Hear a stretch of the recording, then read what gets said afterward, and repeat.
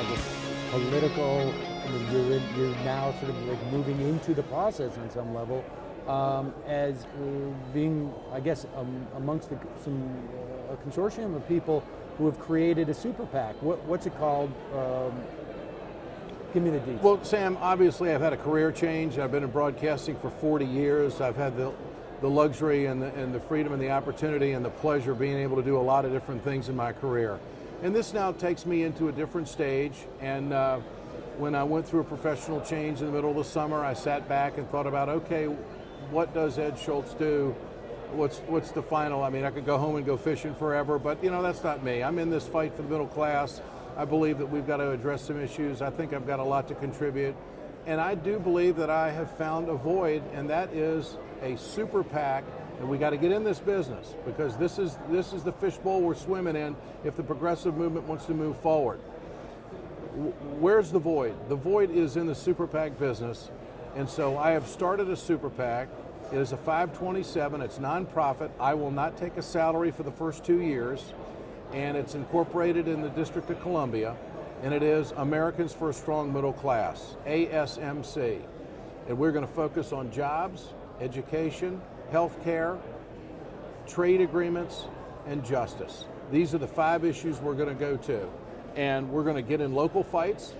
We're going to use my voice on a local level because of my visibility and media experience. I believe I am perfectly positioned to help people out in fights across the country. For instance, one of the first things we're going to do is we're going to push back on right-to-work legislation in Ohio, which is crucial. The Republicans are putting a lot of effort into passing that in Ohio. They're doing a lot to suppress the vote. We've got to get out and make sure that those things don't happen. And so I want to lend my voice, my visibility, my media moxie, my experience, and this does take me into a new area of career where I am saying, hey, you know what, I need some money. You got to help out the progressive movement here. You got to support the middle class. And the one thing about this PAC, Sam, Americans for a Strong Middle Class, this will go beyond 2016. It transcends any candidate. It transcends any election cycle. And we are going to be faced with middle class issues for decades to come. And we're either going to reverse this or we're not. When you think about the conservative movement in America and you think about super PACs, you think about Karl Rove and his constant visibility throughout all of the media, and the Americans for Prosperity and how effective they have been on a local level in parochial fights and making a difference and turning people around. Well, what do we have on the left? This is where we have to go. We have to centralize the themes on the middle class and be competitive. As you're talking about this, I mean, I think one thing that strikes me as a bit of a model for you coming in and lending a voice, frankly, what your involvement in Wisconsin. Going to Madison, and I mean that brought a lot of coverage. I think there earlier that wouldn't have been there. I mean, obviously, you have a show at that point, but even still, that raises obviously the level of local media paying attention too, because if it's enough to bring you in there, it necessarily drives. Sam, I knew what Governor Walker was up to from day one, and I knew that he would get some gains in Wisconsin. But I knew that his agenda nationally would be horribly rejected. They had centralized the power in the Republican Party, and they were positioned to do the kind of radical things that they wanted to do in Wisconsin to attack workers, but I knew that it would not fly as a national platform. Walker was one of the first Republicans out of the race, an absolute zero. So, you know what? I'm on your broadcast here. That happened quicker than anybody could have imagined. It's maybe one of the biggest falls in all of politics. It was unbelievable. It's like someone just pushed him off a cliff. That's right. There's no question. And he became toxic. He was not a very deep candidate, didn't get to the issues. He was so agenda driven against, he didn't know what he was for. Yeah. And anytime he got in trouble, he invoked Ronald Reagan. Well, it got elementary, it got old, and it burned out fast, and he's really an empty suit. There, 2 things. I want to ask you about TPP in a moment, in terms of if the dynamic in the Republican Party actually may help us in terms of scuttling this deal. But before we get there, my sense has been that through a lot of the things that were disappointing to progressives during the Obama administration, there became a little bit more of a savvy that like there's not going to be a specific shining knight in shining armor, that it's going to take long-term concerted organizing. I mean, I know you had Adam Green on your program many times. The PCCC to me seems like an amazing organization that has been able to sort of been smart about developing relationships with candidates, showing them that they can win on a progressive message, leveraging that to push everyone else to the left. I mean, I think, groups like that have a lot of, see that debate the other night, and they should be happy with what they've been able to achieve, because this is sort of stunning. Like, I don't think that we have ever seen a debate like that where the playing field, regardless of whether or not there's certain insincerities or whether or not, people are being as explicit about their positions, the playing field, at least in terms of what they wanted to project, was decidedly more progressive than we've seen in, I think, 20, maybe 35, 40 McGovern years. times. Well, I mean, I think even Jesse Jackson in the mid-'80s, we were hearing that message from a guy who had a legitimate chance to win the nomination.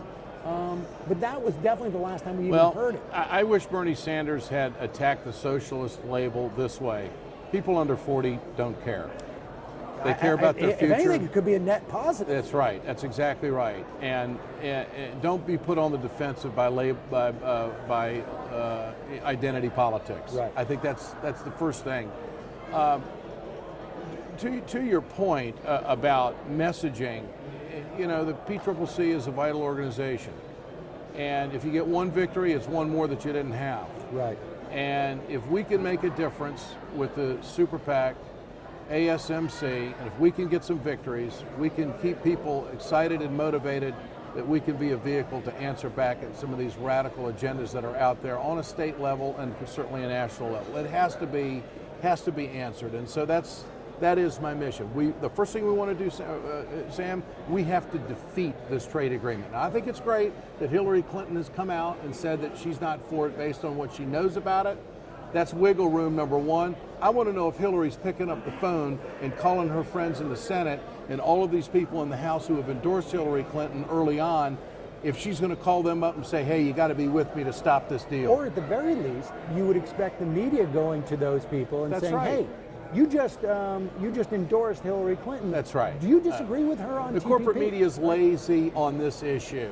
It's too detailed. Yeah, I mean, there's too much minutia, and it's not sexy enough. Right. The Trans-Pacific Partnership, a trade deal that's going to affect American middle-class jobs. That's just not there.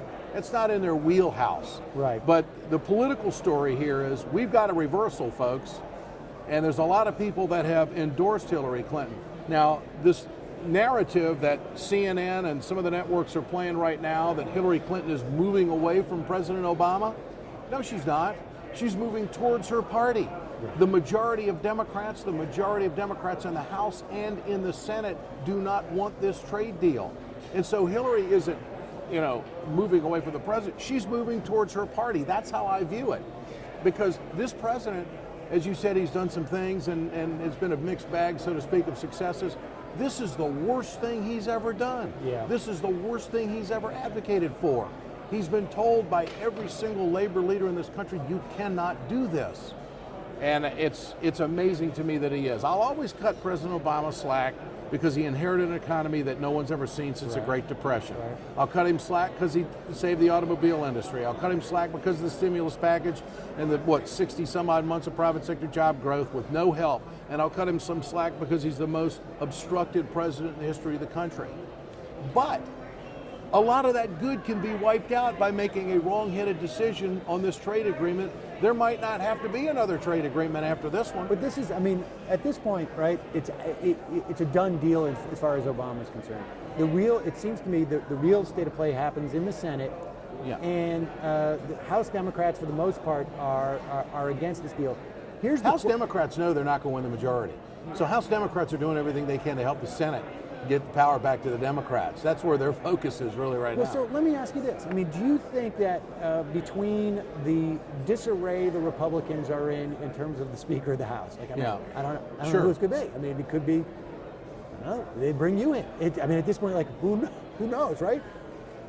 And I wonder if Donald Trump, who has already, prior to being a candidate, was putting out ads against the TPP. I wonder if he says to Marco Rubio in the next debate, Has to be. where are you going to be on TPP, Well, right? Because this is one of the primary ways that he can attack him. Sam, I spoke to a union leader the other day who told me that if you took the poll right now, a third of their members would vote for Trump. He has tapped into the white, working, middle class, blue collar workers in this country. And this is a problem. Now, it's as much a problem for the Democrats as it is a problem for the Republicans. Trump knows how injurious this is going to be to the economy. It's a fool's errand. And I wish the president would back off. And you know who's going to save us from all of this? Activists that are listening. Right. Activists that want to get involved. The United States Congress can save us from this.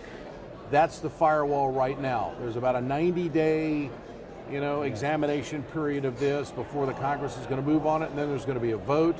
And Mitch McConnell is saying some interesting things right now. There's going to be a serious vetting process on all of this. He knows that there's some rats in the corner, and they don't want to be on the wrong side of this because this is irreversible. All right, so Ed, where can people get more information on Americans for a Strong Middle Class? Well, there's a process to all of this, Sam. You have to be legally put together. You have to do the foundational groundwork of networking out and talking about what you're going to do. And then you have to put your website together. And then you have to do your networking in the social world.